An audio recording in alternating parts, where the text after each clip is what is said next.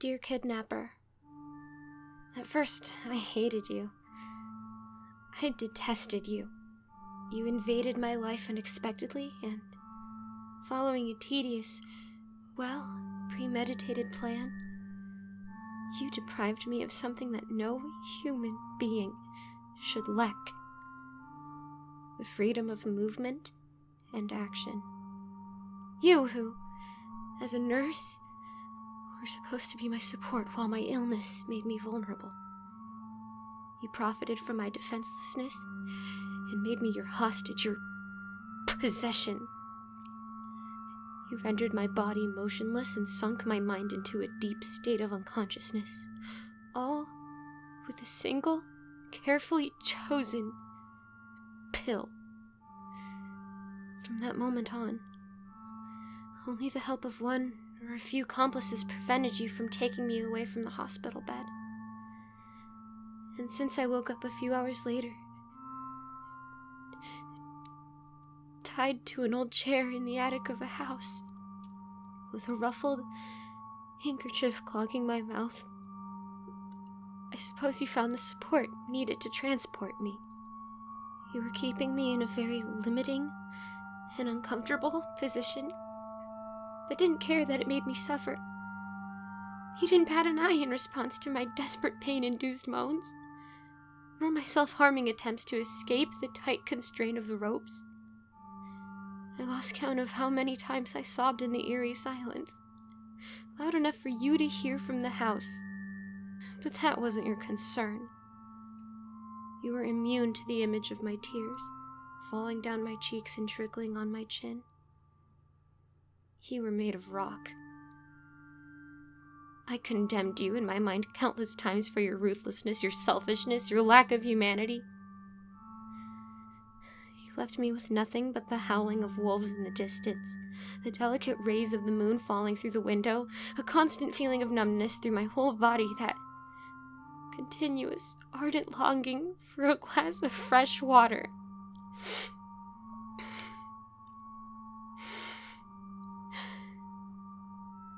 I didn't know why you did it on the first day.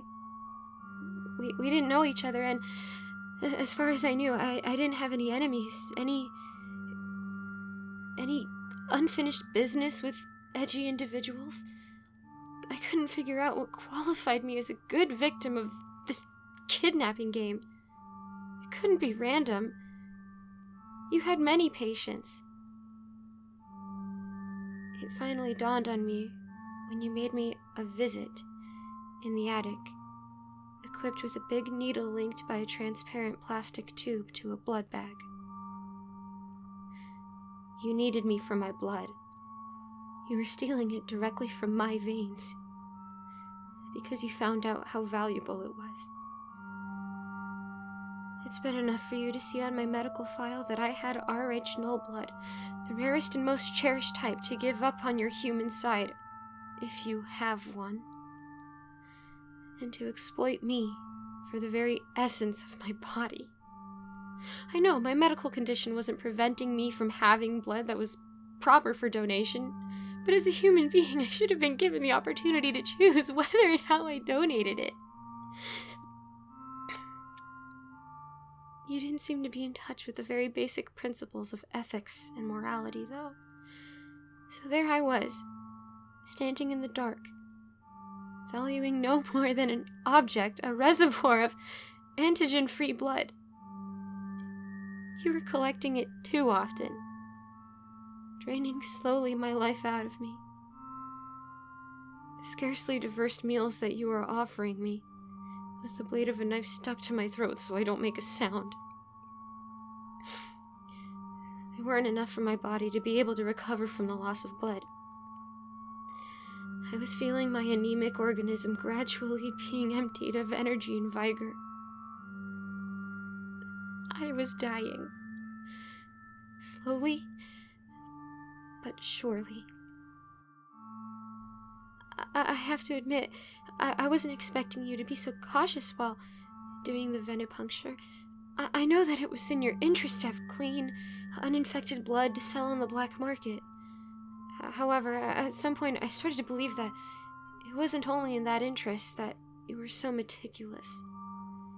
When you were wiping with rubbing alcohol the area that was about to be punctured, it almost felt like a caressing, like for the first time, you were caring for me. I was in pain for you, and your tender manner of operation showed me that somewhere, deep into your cold, stoned heart, you were grateful. It felt so good to have human interaction again after such a long time.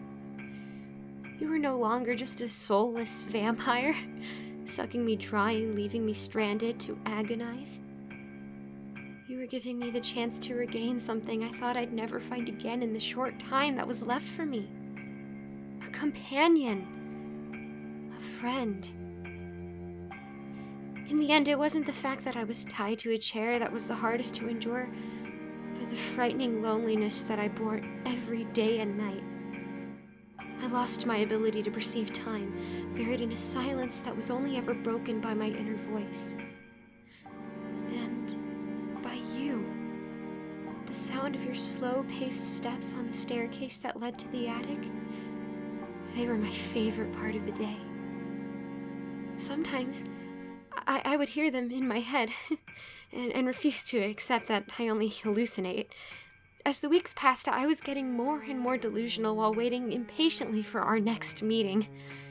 With some effort, I have to admit, I managed to understand that some dreadful horrors must have pushed you to your limits and forced you to kidnap me.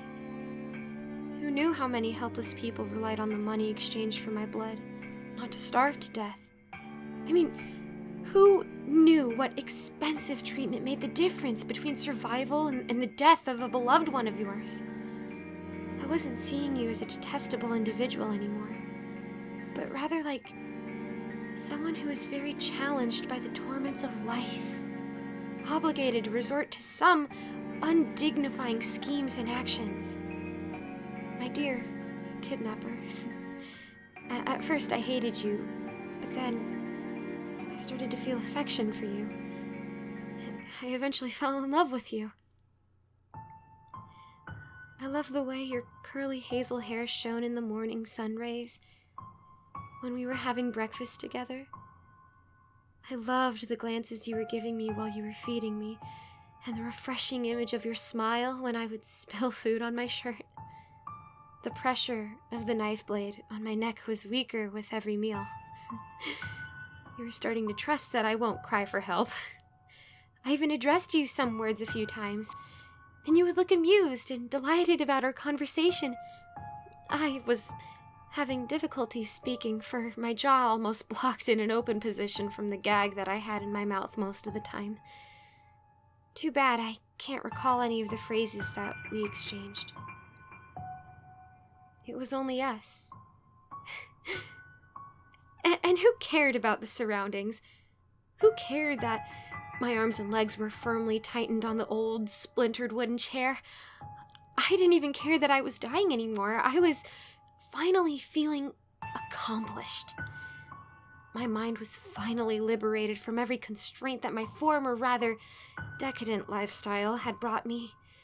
The strong grip of the ropes that you knotted around me was paradoxically what set me free. Our love was blooming in defiance of this apparently displeasing environment. Actually, seeing how delightful we were feeling in the old attic, having only each other, I started to question the unwritten rules that most of the people blindly follow.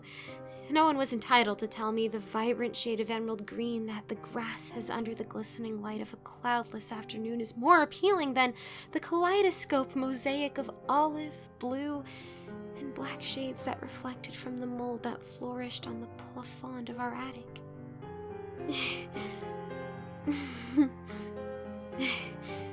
Nor did anyone have the right to see me as more unfortunate than some individual wandering unrestrained along the alleys of Central Park.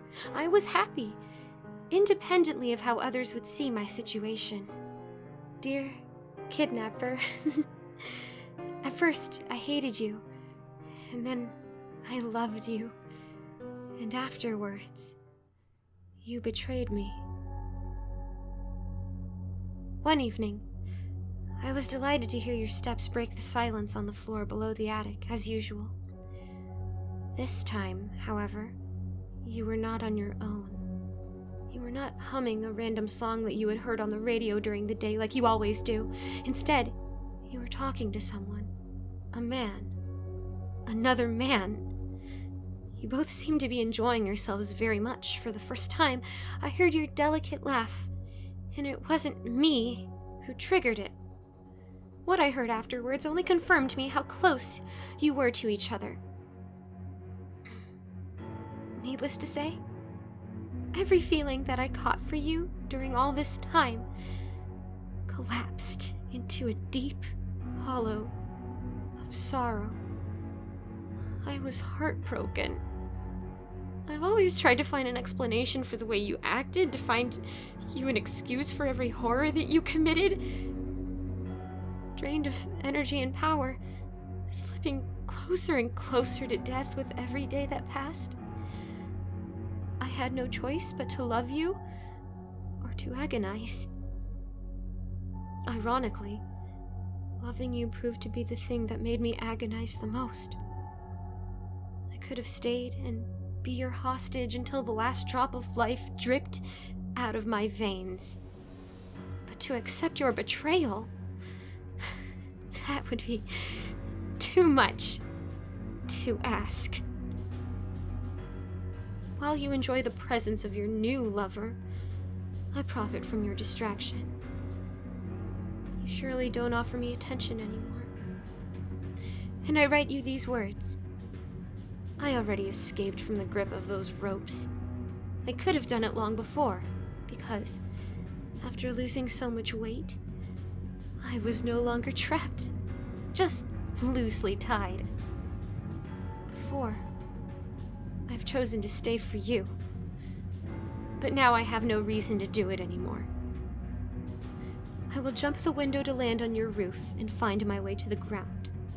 I will no longer be free in your chains, but captive in the outside world. Dear kidnapper, at first, I hated you. And then I fell in love with you. But you betrayed me. So now, I'm leaving.